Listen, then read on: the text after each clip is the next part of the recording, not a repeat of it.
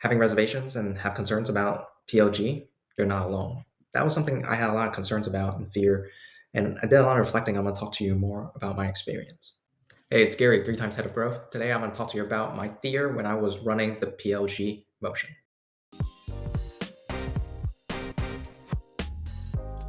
So back in 2022, I started leading the PLG at my company.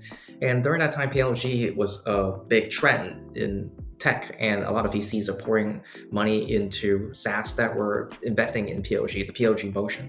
And I believe I was a good fit because my previous experience founding a SaaS company and my growth experience doing consumer virality and SEO. But I soon realized there was still a lot to learn.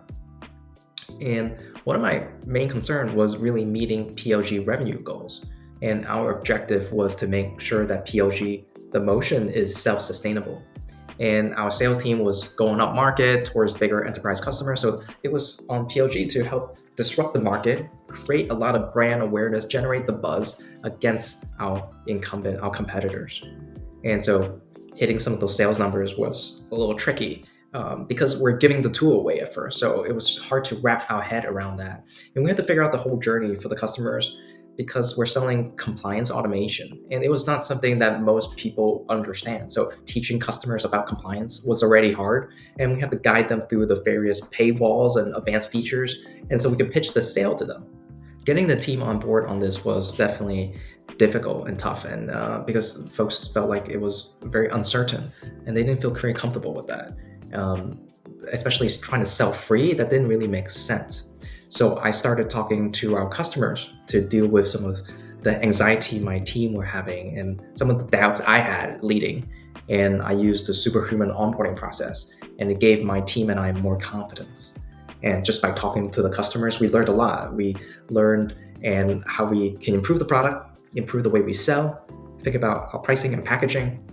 And we brought a lot of those learnings back to the team and the executive leaders. And soon we started to see some progress. And as we kept working, we started to see some tractions, and more people were buying. They were telling their friends about it. And the onboarding calls really helped alleviate a lot of those uncertainty within myself, the team, as well as the organization. Well, the lesson learned was that we really need to adapt quickly and have a willingness to learn. And that's by talking with the customer, interacting with them, trying to get insights and feedback, and then handle objections. And that helps us build confidence as we got better and better and sharper with our pitches and our customer calls.